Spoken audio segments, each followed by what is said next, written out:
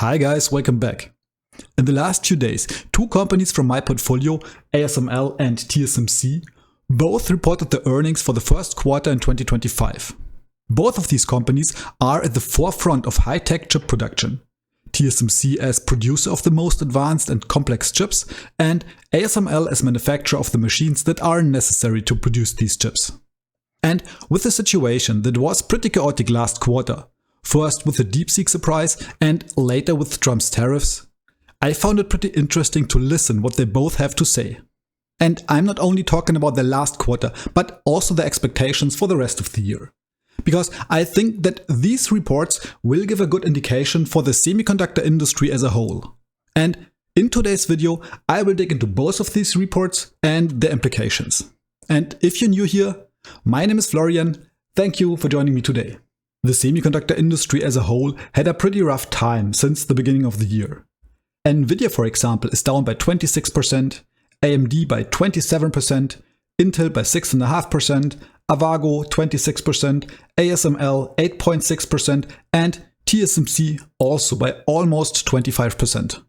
This is because the whole sector is currently hit by several factors at the same time. For once, we of course have the trade battle between the US and China that has been escalating more and more. Both countries are going head to head and the stakes are getting higher. This has led to a high uncertainty about future earnings for all of these companies because they are basically caught right in the middle of this. Nvidia, for example, is not allowed anymore to sell its H20 chips to China. Up to now, these have been the highest performance graphics and AI chips that Nvidia was still allowed to sell there. And the company already announced that this might lead to a 5.5 billion charge for his product's inventory, purchase commitment and reserves. And the markets were not amused by this. Markets fell after Nvidia said that it would take a $5.5 billion charge related to business in China because of new US restrictions on its sales of AI chips there. But then, surprisingly, yesterday Trump also signaled that this trade conflict might be over soon. U.S. President Donald Trump on Thursday signaled a potential end to the tit-for-tat tariff hikes between the U.S. and China, saying, quote, "I don't want them to go higher because at a certain point you make it where people don't buy. So I may not want to go higher, or I may not want to even go up to that level. I may want to go less because you know you want people to buy, and at a certain point people aren't going to buy." So everything is still on the table and nobody, except Trump himself maybe, knows how this might end. And amidst all this uncertainty, ASML and TSMC had to give their best guesses on how the rest of the year will go. Yeah, I don't envy them at all for that. ASML reported on the 16th of April and TSMC on the 17th. First, let's have a look at ASML. They reported 7.7 billion in total sales and 2.4 billion in net income in their first quarter 2025. This is down by quite a bit from their last quarter, where they had 9.3 billion in sales and 2.6 billion in net income. So this already looks like a bad sign at first glance, right? But when we look back at the last couple of quarters, we see that the first quarter of last year also was a bit weaker than the remaining quarters. This is true not only for total sales, but also their income from operations and their net income. And this has several reasons. First of all, ASML tends to build up their inventory early in the year to prepare for shipments later. This inventory includes mostly the raw materials or partially finished machines. Second, the customers tend to pay more towards the end of the year for shipments that were done earlier the same year. And this also includes milestone-based payments, which are pretty common for such large machine sales. And last but not least, the timing of each sale of the very expensive EUV machines does also have an impact. These machines are so expensive that just a few deliveries can impact their quarterly sales quite dramatically. We also see this in their cash flow statement, where they reported a negative operating cash flow for the first quarter, which, even though it's negative, did still grow compared to the first quarter last year. But that also means that their free cash flow from the first quarter is negative too. So this result is actually not bad and basically in line with their guidance. The gross margin even came in a bit above their guidance, mostly because they sold more of their latest high-NA EUV machines than initially expected. These NXE 3800 dual-stage systems support the production of more than 220 wafers per hour with the most advanced nodes, the 2nm nodes, compared to just 160 wafers per hour with their older model that is also just capable of producing 3 to 5nm nodes. So essentially, these machines help ASML's customers to lower their so-called cost of technology by lowering their cycle times, increasing their yield, and simplifying their production processes. This also shows in their sales mix, where the share of these EUV machines compared to their total sales in the quarter made up 40% more than last quarter. And when asked about this in their earnings presentation, ASML's CEO Christophe Forget mentioned that this is still driven by AI and that the demand for these highly advanced AI chips will keep staying strong. This is pretty interesting because it might indicate that the sale of these highly advanced and most expensive machines might speed up compared to the last few years as chips with the smaller 2nm nodes become more and more sought after on the market and become used for more and more different applications. And ASML sees exactly this happening right now. We've been talking about 2nm for a long time. This is now happening and customers are ramping their very advanced logic node. For memory, we think memory will remain strong, same level as last year, and this is also being confirmed by the activity of our customer. When it comes to the install base, our install base is growing. We see a stronger mix of EUV versus Deep UV, and this is also leading to some growth in the install base in 2025. So in general, they are still pretty optimistic for 2025, and the outlook for the whole year is between 30 billion and 35 billion for sales, with a gross margin of 51 to 53%. For the next quarter, they expect the sales to be a bit lower than this quarter, with the upper end of their sales guidance basically at the same level as this quarter sales. The margins should also be a bit lower than last quarter, but still in line with the expectation for the full year. So this is all still in line with the expectation for 2025 that they stated in the annual report from last year. And even though they see some risks on a macro level from US tariffs, they still kept their original guidance. Now, for the next 2 years. They still see the demand for their EUV machines further increasing, driven by AI in the logic segment and also from DRAM producers in their memory segment.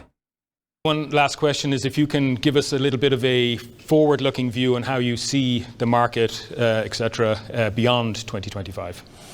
Well, I think, as I said, so first, AI has been very strong and has driven the industry in the last few quarters. We still see a lot of strength in AI. In fact, some of the demand for this year, of course, but also for next year has solidified, so that's very encouraging. Now, if we add to that the discussion with our customer, points to 2025 and 2026 to be both a growth year, as we explained in a previous discussion. Now, of course, Roger went into the details. There's this new uncertainty around tariff. And like many experts, many businesses are explaining, this is, of course, something that we don't know how to quantify yet. But this is adding definitely uncertainty on the long term. With all of that, Jim, so we feel that we are making a very good step towards our guidance given at the Capital Market Day in November for 2030, with a range of revenue between 44 and 60 billion euro and a gross margin range between 56 and 60%. So, all in all, I think that there were no big surprises here. The last quarter was basically as expected, and even though the tariff discussion does bring some risk, at the moment ASML's management is still optimistic. And when I add the current expansion plans of many chip producers and the currently cheap stock price that is on the same level as it was 4 years ago to the mix, I am also still pretty bullish on the stock. One of the chip producers that has expansion plans in both of these regions, US as well as Europe, is TSMC. Just last month, they announced their plans to increase their investments in the Arizona fab by further $100 billion, bringing the total investments in the US to $165 billion. And in Dresden, Germany, The construction of their new facility that they own together with Bosch, Infineon and NXP is also still ongoing. And parts of these investments that are related to the lithography machines for semiconductor production will for sure end up in the hands of ASML. But before we jump into the detailed earnings of TSMC in a second, if you like the video so far, please leave me a like and subscribe to the channel to let me know that I should do these kind of videos more often in the future. Thank you so much. In the first quarter, TSMC just reported a revenue of 25.5 billion, which is an increase of 35% year over year, but still 5% lower than the last quarter. But we see the same trend here as we already did with ASML. The first quarter is usually a bit weaker than the remaining quarters, but for different reasons. First, oftentimes the customers of TSMC launch their new product releases in the second half of the year, and TSMC typically sees a surge in demands before these launches. And second, the first quarter follows the holiday season, where demand for consumer electronics like smartphones, laptops and so on cools down again. It also falls in the Lunar New Year holidays, which slows down their production due to factory shutdowns and reduced workforce in their plants in Taiwan. So, same as with ASML, this is nothing to worry about. On a year-over-year basis, we still see a very strong growth trend. And in fact, their revenue, gross margin and operating margin are all on the upper end of the previous guidance and well above the numbers from 1 year ago. Their revenue did grow by 35% as we already saw, and they could increase their gross margin by 5.7% and their operating margin by even 6.5% in 1 year alone. Their EPS is even 60% higher than last year, and what I find most remarkable is that their ROE, their return on equity, did also increase by 7.3%. This is important because a high ROE indicates that a company is profitable and well managed, while a low ROE could point to inefficient use of their capital. So even though their revenue was slightly down on a quarter-on-quarter basis, this efficiency has helped them to still increase their net increase in cash or free cash flow. On a year-over-year basis, this has increased by around 15%, which I find a very nice double-digit growth. When we look a bit deeper into the trends behind this growth, we again see the same trend to smaller and more expensive process nodes as we saw with ASML. And while TSMC, same as Intel by the way, is still preparing the start of their 2nm nodes for later this year, the revenue of the two next smallest nodes, 3nm and 5nm, is still growing quickly. In the last quarter, 3nm chips were responsible for 22% of their business, while 5nm chips still made 36%. And this is business that can't easily be taken away from them. Because besides TSMC, there are only two other manufacturers with Samsung and Intel on the market that are able to produce chips with these highly specialized nodes right now. So they still have a unique position here, which gives them a large moat. When Warren Buffett sold the stock 2 years ago, he said this about the company. Taiwan Semiconductor is one of the best managed companies and important companies in the world. And there is not, and I think you'll be able to say the same thing 5 or 10 or 20 years from now. I don't like its location, and I've reevaluated that. I mean, I don't think it should be any place but Taiwan, although they will be. So he believed that they will have the same strong position 5, 10 or even 20 years in the future. And he said this 2 years ago already. Since then, their position has indeed only gotten stronger. The only thing he didn't like and the reason why he sold the stock is their location in Taiwan. And while the most advanced production locations are and will always be in Taiwan, as we saw before, they are investing a lot of money to build new fabs in other parts of the world. For the next quarter, their management expects a revenue of 28 to 29 billion US dollars, which is again around 10 to 15% higher than this quarter's revenues. The gross profit margin and the operating profit margin should be around the same levels as we saw this quarter. For the whole year of 2025, they expect a revenue growth in the mid-20s. And they actually expect their revenue to grow with around 20% every year until 2029. And of course, as major risk, they also state the potential impacts from trade tariffs here that could have a severe short-term impact on their business. And of course, even though they don't state it here, as a Taiwanese company, we also always have the geopolitical risks with China that we should not underestimate.